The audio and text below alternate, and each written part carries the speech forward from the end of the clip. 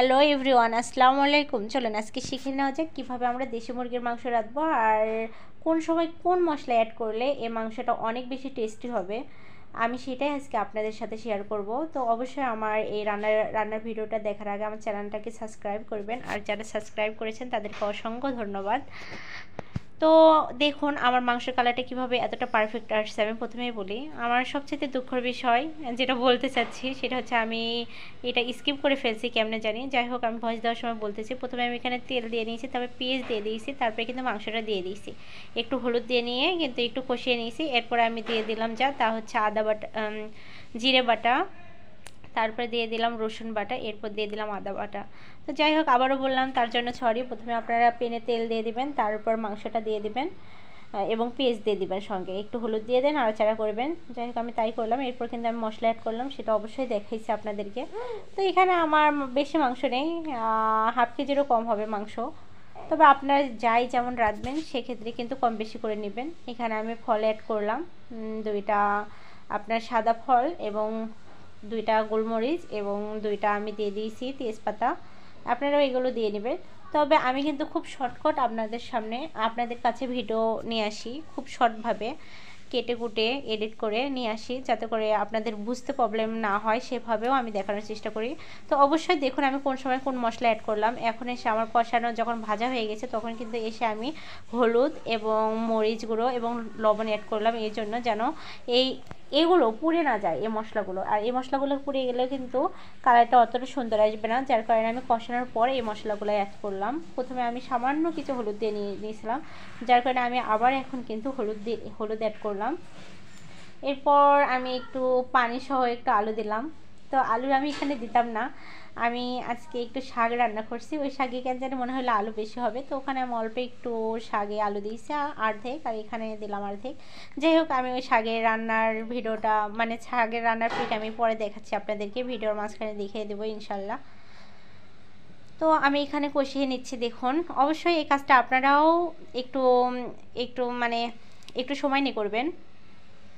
দেখুন আমার মাংসের কালারটা আলহামদুলিল্লাহ পারফেক্ট আসতেছে আসছে। আমি কষিয়ে নিব, পর্যাপ্ত পরিমাণ আমি কষিয়ে নেব, কিন্তু অবশ্যই আপনারাও কষিয়ে নেবেন।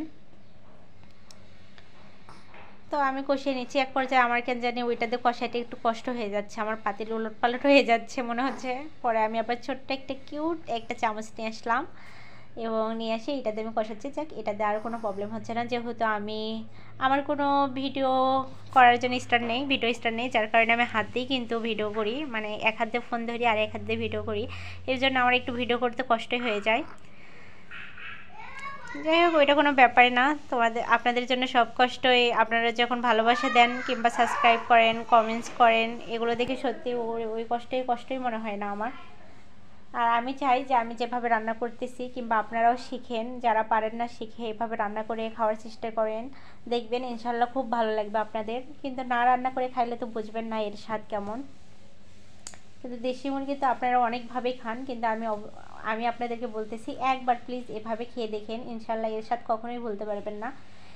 আমি অনেক কষাই নিয়েছি, আমি কষাইতে এক পর্যায়ে আমার তরকারি কিন্তু কালার চেঞ্জ হয়ে আসছে, তখন আমি দিয়ে দিয়েছি পানি অ্যাড করলাম। যাই হোক, পানিটা অ্যাড করার পর একটু নেড়ে চেড়ে নিচ্ছি, কেন জানি আমার মনে হচ্ছে পানি কম হয়েছে। এখন আমি আরও কিছু পানি অ্যাড করব, কেননা মাংসটা যেহেতু সিদ্ধ হতে হবে। আমি তো এতক্ষণ শুধু কষাইলাম। এ পর্যায়ে আমি দিয়ে দেবো একটা মশলা, সেটা হচ্ছে গরম মশলা, রাঁধুনি গরম মশলা। এটা আমি সামান্য কিছু দিয়ে দিলাম, যেহেতু আমি এখানে ফল অ্যাড করছি এবং তেজপাতা অ্যাড করছি, তবু আমি একটু করে দিয়ে দিলাম, সামান্য কিছু দিয়ে দিলাম, যাতে করে আমার মাংস রান্নার ফ্লেভারটা ভালো আসে।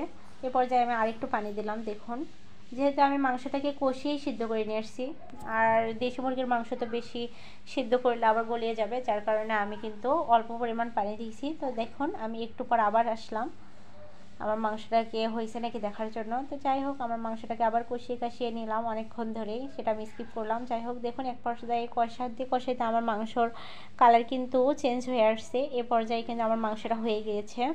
একটু পরে আমি গ্যাস অফ করে দিয়েছি এবং যে মশলাটা আমি এখন অ্যাড করব সেটা হচ্ছে জিরা, মানে হ্যাঁ, জিরার গুঁড়া অ্যাড করলাম। তো যাই হোক, অবশ্যই আমি কোন সময় কোন মশলা অ্যাড করলাম অবশ্যই সেটা আপনারা দেখেছেন। আমি যেভাবে অ্যাড করলাম অবশ্যই আপনারা এভাবে মশলা অ্যাড করে রান্না করার চেষ্টা করবেন। দেখুন আমার মাংসর কালারটা, মানে ঝোলের কালারটাই দেখুন কতটা পারফেক্ট আসছে। আমি একটু খেয়ে দেখলাম, আমার মুখেতে মানে আমার জিভেতে জল আসছে, যার কারণে আমি একটু খেয়ে দেখলাম। তো মাশাআল্লাহ অনেক অনেক অনেক ভালো হয়েছে। এক্ষেত্রে আমি একটু পাতিলটাকে পরিষ্কার করে নিলাম। দেখুন আমার শাক রান্না, যে শাকে আমার মনে হয়েছিল একটু আলু বেশি হয়েছে, যেটা আমরা মাংসতে দিয়ে দিয়েছি। তো ওই আমার শাক দেখলেন। তো আমি এখানে একটু কিছু মাংস উঠাই না আপনাকে দেখাচ্ছি। দেখুন আমার মাংসের কালারটা ঠিক আল্লাহর রহমতে কতটা পারফেক্ট আসছে আর কতটা মজা হয়েছে। আমি তো খেয়ে দেখলাম একটা মাংস, খেয়ে দেখেছি। যাই হোক অনেক অনেক অনেক মজা হয়েছে। অবশ্যই আপনারাও চেষ্টা করবেন বাসায় এভাবে মুরগির মাংস রান্না করে খাওয়ার জন্য। মাশাআল্লাহ অনেক ভালো লাগবে ইনশাল্লাহ, আমি আশা করতেছি। আল্লাহ হাফেজ।